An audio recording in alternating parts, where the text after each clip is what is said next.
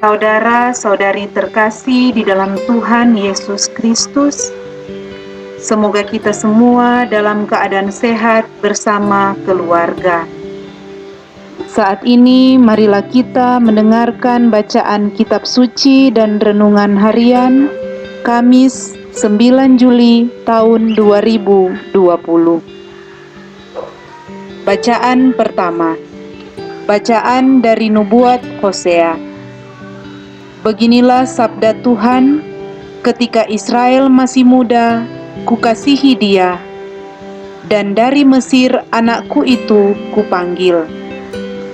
Akulah yang mengajar Efraim berjalan dan mengangkatnya di tanganku, tetapi mereka tidak mau insaf bahwa akulah yang menyembuhkan mereka. Aku telah menarik mereka dengan tali kesetiaan, dengan ikatan kasih.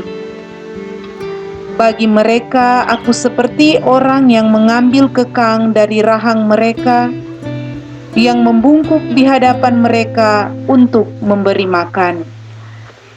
Hatiku berbalik dari segala murka, belas kasihanku bangkit serentak.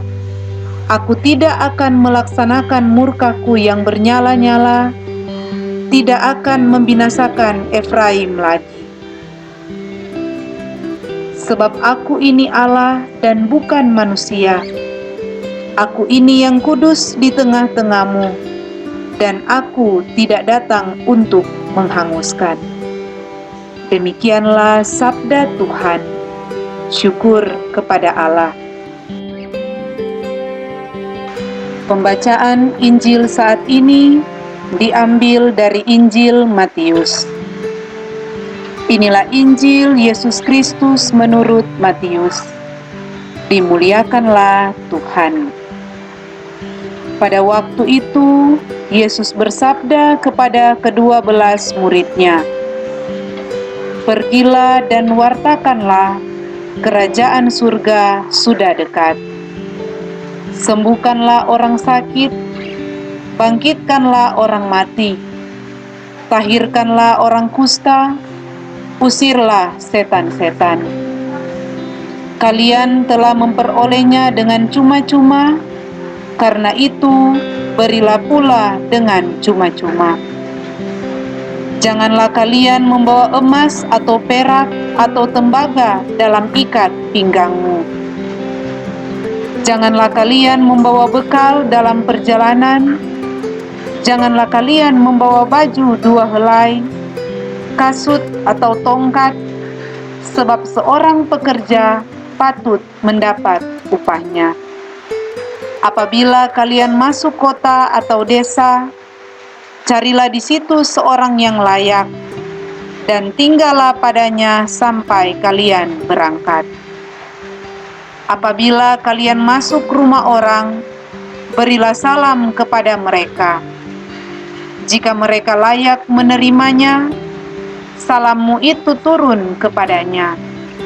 Jika tidak, salammu itu kembali kepadamu.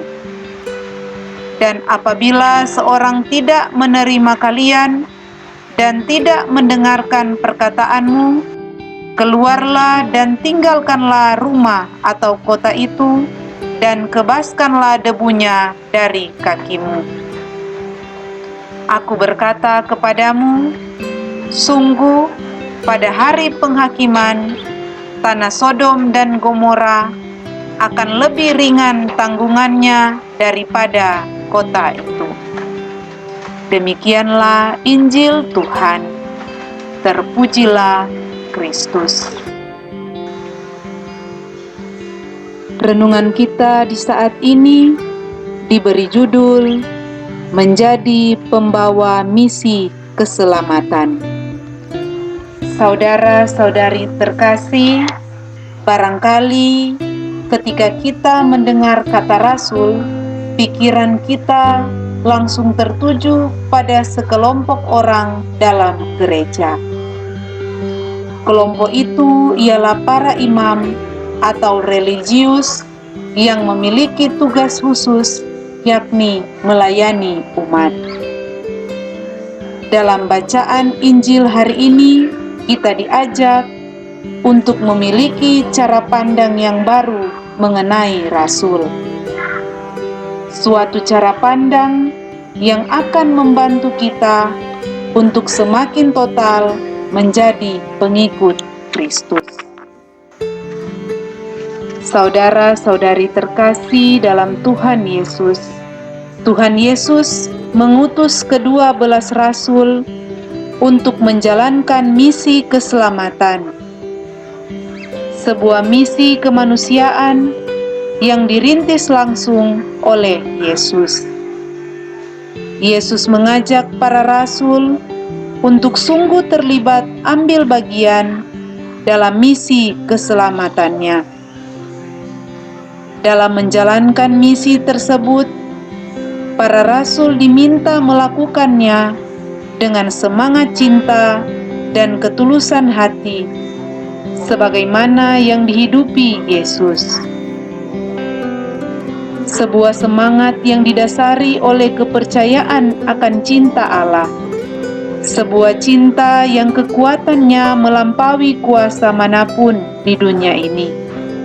Saudara-saudari terkasih, Tuhan Yesus tidak sendiri dalam menjalankan misi keselamatannya.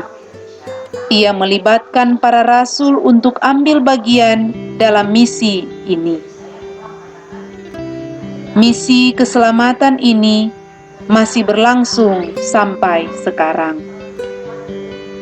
Jika dahulu Yesus mengandalkan Petrus dan kawan-kawannya, yaitu murid-muridnya, maka sekarang kitalah yang diandalkan Yesus.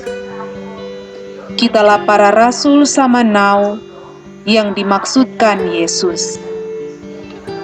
Lewat pembaptisan, kita telah diangkatnya menjadi anak-anak Allah, dan lewat sakramen penguatan, kita telah diurapi dengan Roh Kudus. Saatnya bagi kita diutus untuk menjalankan misi keselamatan ini. Tuhan Yesus tidak hanya melibatkan kelompok tertahbis dalam misi ini, seperti para imam, melainkan semua pengikutnya.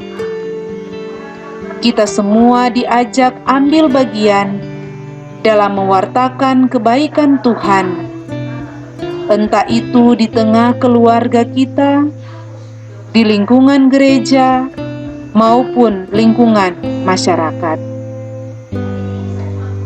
Mari kita lakukan misi keselamatan ini dengan keberanian dan ketulusan, agar cinta Allah semakin dirasakan lewat kehadiran kita. Semoga demikian. Amin.